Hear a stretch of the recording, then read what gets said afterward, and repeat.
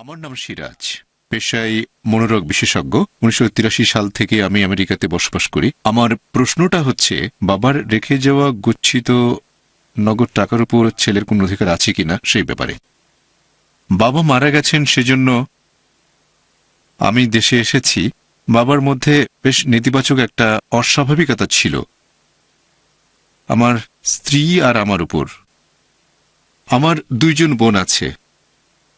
বাবা বেশ কিছু নগদ টাকা ডিপোজিট সার্টিফিকেট হিসেবে যৌথভাবে আমার দুই বোনের নামে করে রেখেছেন। আমার ছোট বোন বাবার মনে বিষ ঢেলেছে, এই অস্বাভাবিকতাকে আরো বাড়িয়ে দিয়েছে। সবচেয়ে ছোট বোনকে আমি দেশে পাঠিয়ে দিয়েছিলাম যাতে সে বাবার যত্ন নিতে পারে, কারণ আমার মা 2 বছর আগে মারা গেছে। সে বলেছিল দেশে ফিরে আসার পরে সে আবার আমেরিকায় যাবে গ্রিন কার্ডের জন্য। তবে দেশে আসার পরে সে আমেরিকা যেতে পারছে না। এখন ছেলে কি কোনো অধিকার আছে? বাবা আমাকে তার নগদ সম্পত্তি থেকে পুরোপুরি বঞ্চিত করেছেন, এটাই আমার প্রশ্ন। ভাই, আপনি প্রশ্ন করলেন যে আপনার বাবা কিছুদিন আগে মারা গেছেন, তার 3 জন সন্তান, 1 ছেলে 2 মেয়ে, আপনি আর আপনার 2 ছোট বোন। 2 বোন আপনার বাবার মনে বিষ ঢেলে দিয়েছে। মারা যাওয়ার সময় তিনি তার সম্পত্তি, নগদ টাকা বা এরকম কিছু সব দিয়ে গেছেন 2 মেয়েকে। আপনার অধিকার আছে কিনা? ইসলামিক শরিয়ার ব্যাপারে যদি বলতে হয়, আল্লাহ সম্পত্তিতে সন্তানের অংশীদারিত্বের কথা বলেছেন একেবারে পরিষ্কারভাবে। সূরা নিসা অধ্যায় 4 আয়াত নম্বর 11 ও 12, যে সন্তানদের ক্ষেত্রে প্রত্যেক পুত্র প্রত্যেক কন্যা দ্বিগুণ অংশ পাবে। এরপরে আরো কথা, সেগুলো প্রশ্নের সাথে প্রাসঙ্গিক না। এখন ইসলামিক শরিয়া অনুযায়ী আপনার কথাটা হতে পারে সঠিক বা ভুল, হতে পারে আপনার বোনেরা সঠিক বা ভুল।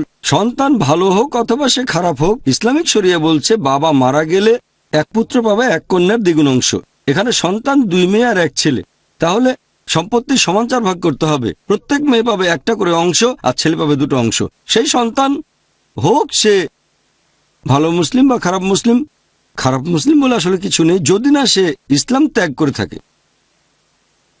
ছেলে যদি ইসলাম ত্যাগ করে তাহলে হয়তো সম্পত্তি দাবি করতে পারবে না। তবে যদি ইসলাম ত্যাগ না করে, হোক সে সুপুত্র বা কুপুত্র, বলছি না আপনি কুপুত্র, তবে তর্কের খাতিরে ধরে নিলাম সে কুসন্তান, মদ খেয়ে মাতলামি করে, বাবার সাথে দুর্ব্যবহার করে, যাই হোক না কেন, তবে তার সম্পত্তির অধিকার আছে।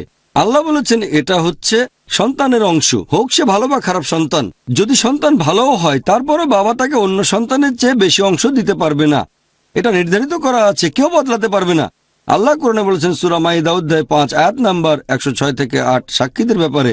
এখন ধরেন কোন লোক মৃত্যু শয্যায় একটা উইল তৈরি করলো, সেটা যদি কোরআনের বিরুদ্ধে যায়, তাহলে যারা সাক্ষী তারা সেটা বদলানোর অধিকার রাখেন। আমাদের ভারতে ইসলামিক শরিয়ার ব্যাপারে যদি বলতে হয়, যদি বাবা কোনো উইল করে না যান, ভারতে এটা হবে মুসলিম পার্সোনাল ল অনুযায়ী, যেটার ভিত্তি ইসলামিক শরিয়া। কোন লোক যদি উইল করে যায়, সেটার বিরুদ্ধে আদালতে কেস করা যায়।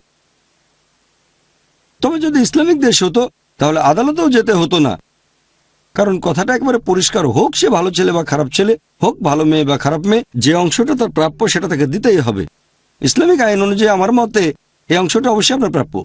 2 অংশ, সম্পত্তির অর্ধেক, হোক নগদ টাকা বা অন্য কিছু।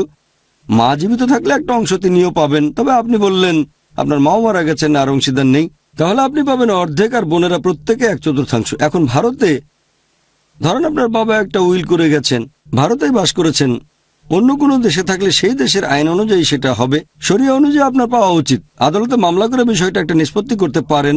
আমার মতে এই কেসে আপনারই জেতার সম্ভাবনা বেশি, তবে দেখতে হবে কেসটা কিভাবে চালাচ্ছেন। হ্যাঁ বলেন। আমাদের গ্রামের 2 জন ধর্মীয় ব্যক্তিত্ব, অবশ্য তারা আপনার মতো এরকম বিশেষজ্ঞ নন। আমি তাদের সাথে বিষয়টা নিয়ে আলোচনা করেছিলাম।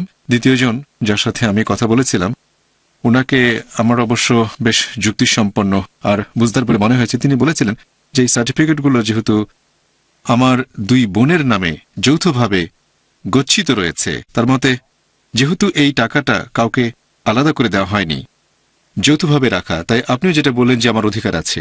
প্রথমজন বলেছেন যে না, যেহেতু ডিপোজিট সার্টিফিকেট তার যৌথভাবে তাদের নামে, আমি নাকি কিছু করতে পারবো না। সেই জন্য একটু দ্বিধাদ্বন্দ্বে পড়ে গিয়েছিলাম।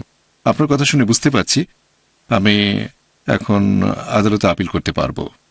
যদি টাকাটা থাকে আপনার বোনদের নামে যৌথভাবে, খেয়াল রাখবেন আর খোঁজ নিয়ে দেখবেন যে আপনার বাবা তার মেয়েদেরকে এই টাকাটা কোনো রকম উপহার হিসেবে দিয়েছেন কিনা 1 নম্বর পয়েন্ট। যদি উপহার হিসেবে দিয়ে থাকেন সেটা তাহলে হয়ে গেছে, কিছু করা যাবে না। তবে যদি মেয়েদের নামে যৌথভাবে থাকে সিকিউরিটি ডিপোজিট, তাহলে সেই সম্পত্তির মালিক আপনার বাবা। আমাদের এখানে ভারতের আইনে ধরেন আমি একটা ফ্ল্যাট কিনলাম নিজের টাকা দিয়ে, আর যৌথ মালিক হিসেবে স্ত্রীর নামও দিলাম। বিবাহ বিচ্ছেদ হয়ে গেলে সম্পত্তিটা আমার থাকবে, কারণ উৎসটা ছিল আমার। ঠিক, তাহলে আপনার বাবা যদি সেই টাকাটা আপনার বোনদের নামে যৌথভাবে সিকিউরিটি ডিপোজিট হিসেবে রাখেন যাতে টাকাটা নিরাপদে থাকে ইত্যাদি ইত্যাদি, এটা ইসলামিক আইনও হবে, এমনকি ভারতেও। তবে টাকাটা উপহার হিসেবে যদি দেন, যদি ব্যাংকে উল্লেখ থাকে, এরকম কোনো দলিল যদি সেখানে থাকে যে তিনি এটা মেয়েদেরকে উপহার হিসেবে দিয়েছেন, তখন হয়তো সেটা নিয়ে আর তেমন কিছু করা যাবে না। তবে যদি মেয়েদের নামে যৌথভাবে থাকে, আপনার বাবা এবং বোনদের নামে যৌথভাবে, তাহলে সে সম্পত্তির মালিক আপনার বাবা, এখানে আপনার অধিকার আছে। আপনাকে অনেক ধন্যবাদ, আপনি একেবারে বিস্তারিত জানিয়েছেন। ثم تولوا عنه وقالوا معلم مجنون إنا كاشف العذاب قليلا إنكم عائدون يوم نبطش البطشة الكبرى إنا منتقمون ولقد فتنا قبلهم قوم فرعون وجاءوا رسول